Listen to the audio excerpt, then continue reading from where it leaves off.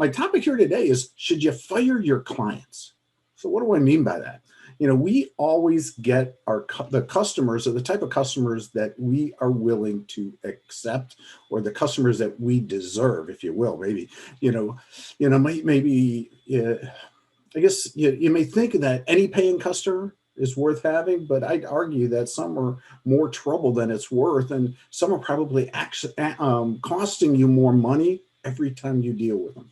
We've always heard of the 80-20 rule, right? The Pareto principle that states that 20% of your business comes from 80% of your customers. Well, that also means that 80% of your headaches actually comes from 20% of your customers, right? How do we get rid of that? How do we relieve those headaches?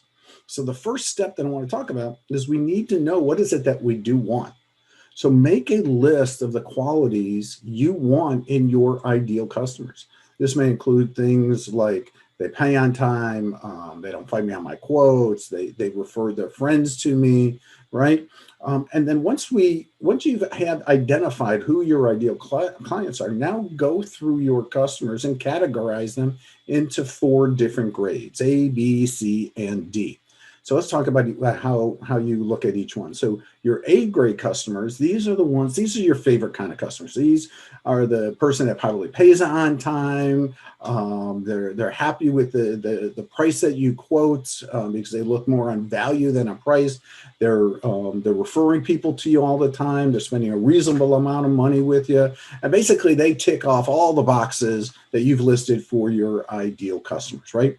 And if you can clone a customer, this would be the person you would choose. So now let's go to our B grade customers.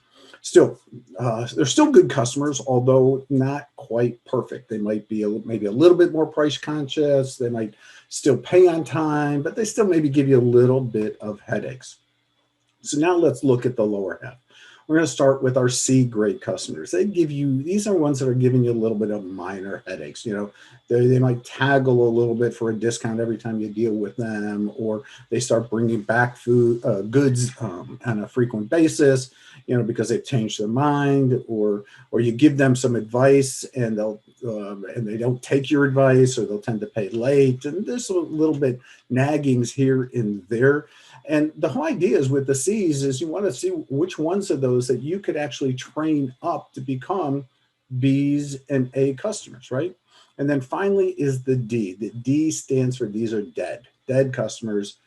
These are the ones that we don't want at all. They're the ones that you wish you never encountered. They're the ones that are the scene causers. They're the ones that treat you and your staff like dirt. Even some of them you might even suspect of shoplifting if you have a retail store. They complain about everything and anything, and they also do it loudly and rudely. They're the ones that stand up. So the simple truth is, you don't have to put up with D grade customers or even C grade customers. When you decide who you want to do business with, they're going to start showing up.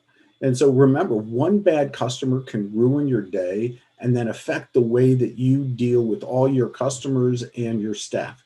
So think about that for a moment, right? They're going to drag you down, drag your energy out of you. So the easiest way of getting rid of those lower grade customers is to create maybe some new rules to protect you from bad customers. But most importantly, you got to stick to them. So the more direct approach is just really raise their prices. They are going to either leave and waste the time and the energy of your competitors then, right? Or they're going to start paying you for the value that you provide. So once you have your C and D grade clients phased out, the D's you want to totally get rid of. Some of the D's you want to get rid of, but some of them they're valuable and you want to train them up to become B, or at least B minus at first, right? Because what then will happen is it's going to give you more time to give to your A grade customers. And then you could start asking them for referrals. That's how you clone them, really.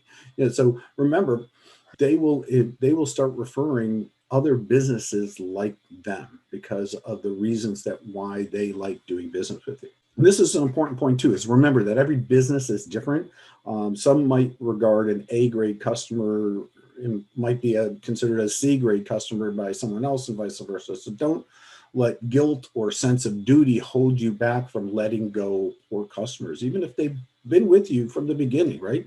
Consider that they may take their business to another company that might suit them better at this time, and but they're going to leave you more room for the additional A grade customers. So with this is we're going to want to fire our C and D customers, but most importantly, start off by creating a list of what your ideal customers are, and then grade down each of your current customers to A, B, C's, and D's. Figure out what you need to do to upgrade your B's to A's, your C's to B's, and get rid of everybody else.